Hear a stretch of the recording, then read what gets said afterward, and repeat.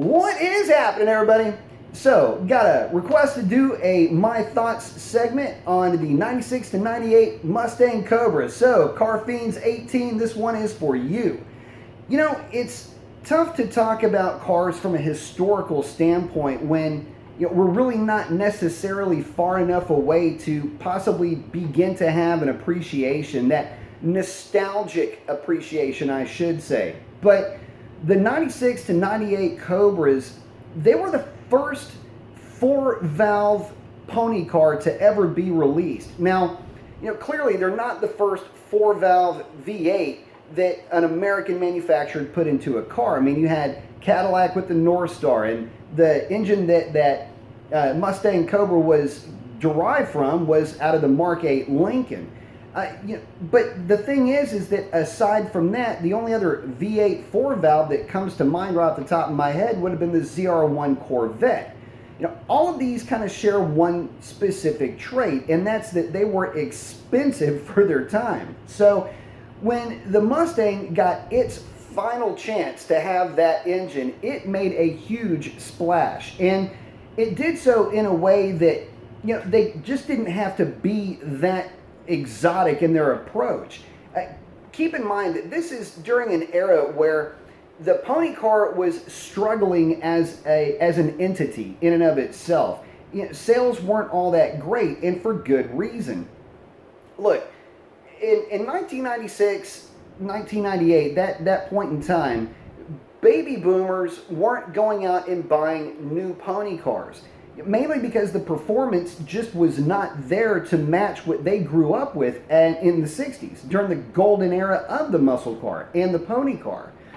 So there was no reason to go out and buy a new car when restoring one of the original muscle cars just seemed to make more sense. First of all, it was nostalgic for them because at this point, again, they're in their early to mid 40s, and that is the vehicle that they remembered growing up. And they also knew that upgrades were cheap and easy to come by and to install, and it just made the modern pony car more or less an also-ran as far as they were concerned. And to really breathe life back into that market segment, it would take something special. And Ford did something special by putting that 4-cam 4.6 into that Mustang. So when you look at that car, just in terms of performance, by today's standards, at least in terms of pony cars, it wasn't that great. But keep in mind that in a lot of ways, performance standards are still set by that 96 Mustang Cobra. The Mustang Cobra in bone stock form was a 12-second car, and that's something that you just didn't see for the time.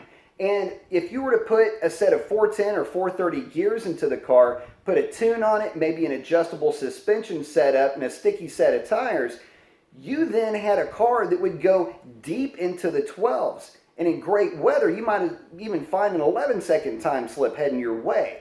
And it's because you didn't have to crack a seal on that engine to get to that point that car really did start to set up a brand and a legend of its own for the time.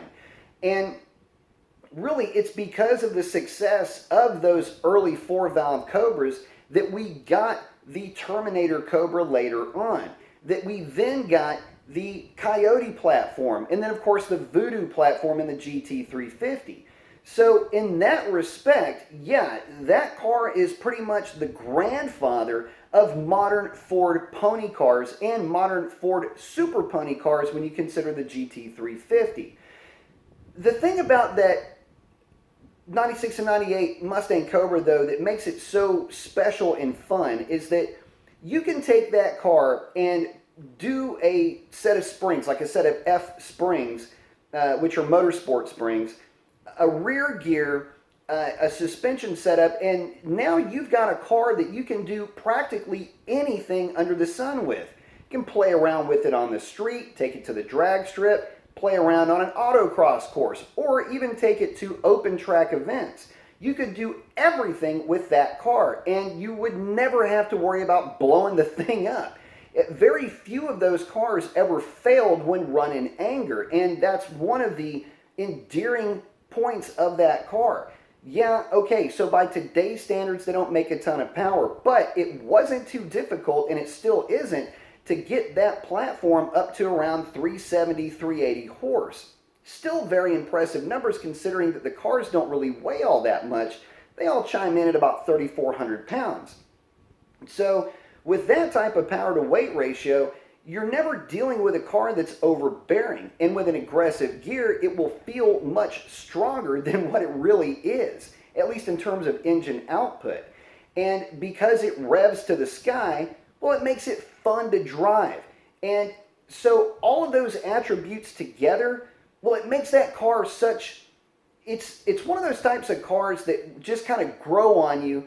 And if you've got one, chances are you may have had it for a long time because it does everything fairly well, and it does it in a way that is a lot of fun. And it does things that modern cars don't do. It lets the driver be in control of the car. Very few nannies whatsoever. It's just you, the car, and your right foot, and how much intestinal fortitude you might have. So, because of all of that, that car does have a special place in my heart. I'm kind of bummed out that I never did pick one up, but in looking back now, I'll tell you something. If I were to build a car that just did everything, and I wanted to do it on a budget, and I wanted to make sure that whatever it is that I had, I wouldn't have to put too much money into it in terms of repairs and maintenance, things like that, that would, just otherwise be normal in a normal daily driven car, I'd probably be looking in that direction. But I'd love to hear your stories with that car. If you've got some, post them up and let me hear about them. And that's a wrap on this one. Y'all have a great one. Adios.